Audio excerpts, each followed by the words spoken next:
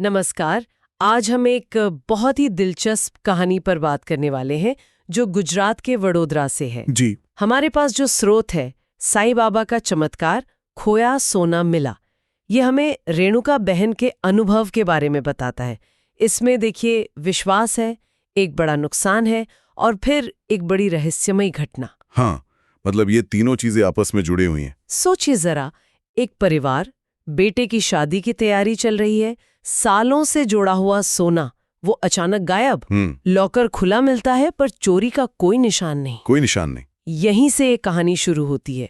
तो चलिए इस पूरे वाक्य को थोड़ा और समझते हैं। बिल्कुल। तो वडोदरा की रेणुका बहन, जैसा हमने कहा, बेटे की शादी के लिए गहने जमा कर रही थी सालों से। जी, काफी समय से। और शादी बिल्कुल नजदीक थी जब उन्हें पता चला कि सारा सोना घर के लॉकर से गायब है। और जैसा कि सोर्स बताता है, सबसे अजीब बात यही थी कि घर में कोई जोर जबरदस्ती नहीं हुई।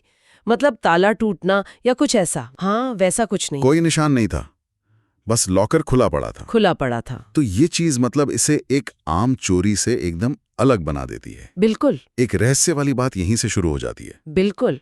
और जाहिर है परिवार तो एकदम सदमे में आ गया होगा। स्वाभाविक है। रेणुका बहन वो सालों से साईं बाबा की भक्त थीं, तो वो तो पूरी तरह टूट गईं। उन्होंने बाबा की मूर्ति के सामने मतलब रोते हुए प्रार्थना की कि भाई अब सब कुछ आप ही के भरोसे है, वरना बेटे की शादी कैसे होगी। ये एक ऐसी स्थिति होती है जहां मुश्किल वक्त में अक्सर लोग किसी अलौकिक सहारे की तरफ देखते हैं। हाँ, जैसा इस कहानी में भी हुआ। जी। और स्रोत के हिसाब से यहीं पर आस्था का जो पहलू है वो और गहरा हो जाता है। कैसे? उसी रात रेणुका बहन को एक सपना आया। अच्छा। सपने में उन्हें साईं बाबा दिखे और उन्होंने भरोसा दिलाया कि तुम्हारा सोना सुरक्षित है, बस सब्र रखो। ओह। कई बार ऐसा होता है कि जब बहुत ज्यादा विश्वास हो या बहुत तनाव हो तो ऐसे अनुभव बहुत मायने रखते हैं। लोग इसे सीधा संदेश मानते हैं। हाँ, मान सकते हैं। स्रोत भी इसे कहानी का एक अहम मोड़ बताता है। और फिर अगले ही दिन सुबह कहानी में एक और मतलब नाटकीय मोड़ आता है। क्या हुआ? पास के मंदिर के पुजारी ने पुलिस को बताया कि मंदिर की दीवार के पास एक लावारिस बैग पड़ा है। लावारिस बैग मंदिर के पास? हाँ। पुलिस आई, बैग खोला और उसमें क्या था? रेणुका बहन का सारा सोना। अरे। कुछ चिट्ठियों से पहचान भी हो गई। ये तो मतलब सपने के ठीक बाद ऐसा होना वाकई किसी चमत्कार जैसा लगता है ना? हाँ, घटनाक्रम तो बहुत ही असाधारण है।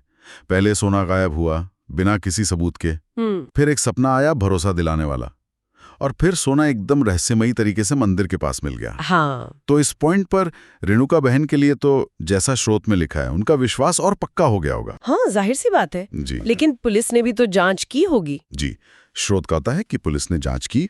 पर नतीजा क्या निकला? कुछ नहीं। पुलिस चोर का कोई सुराग नहीं लगा पाई, कोई पकड़ा नहीं गया। कोई नहीं पकड़ा गया? जी नहीं। तो ये बात कि चोरी कैसे हुई और सोना मंदिर तक कैसे पहुंचा, ये एक पहेली ही रह गई। अच्छा। और शायद इसी वजह से वो जो आस्था वाली व्याख्या है, बिल्कुल सही, वो और मजबूत हो जाती है। बिल्कुल सही। यही जो अनसुलझी पहेली है ना, वो उस खाली जगह को भरती है जहां विश्वास अपनी कहानी कहता है। जब तर्क या पुलिस जांच कोई ठोस जवाब नहीं दे पाती, तो फिर जैसा रेणुका बहन ने महसूस किया और कहा भी। क्या कहा उन्होंने? उनके लिए ये साईं बाबा का सीधा हस्तक्षेप था, एक चमत्कार।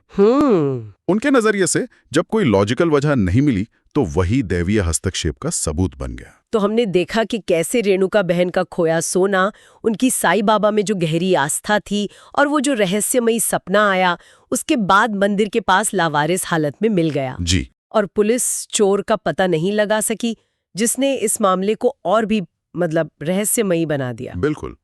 और जैसा कि स्रोत में रेणुका बहन का कथन है, वो बड़ा महत्वपूर्ण है।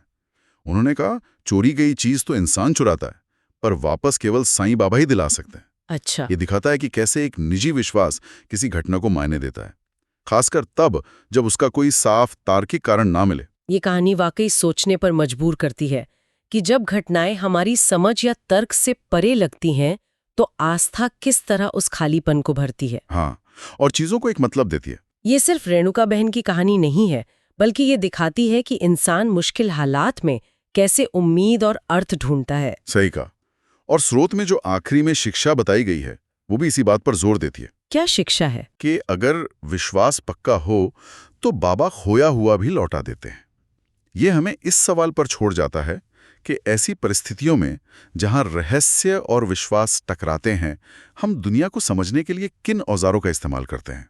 तर्क का, आस्था का, या फिर दोनों के किसी मिले-जुले रूप का? इस पर सोचना काफी दिलचस्प है। सब्सक्राइब करें और जुड़ें साईं बाबा की भक्ति में रोजाना। भक्ति वीडियो सबसे पहले पाने के लिए बेल आइकन दबाएं।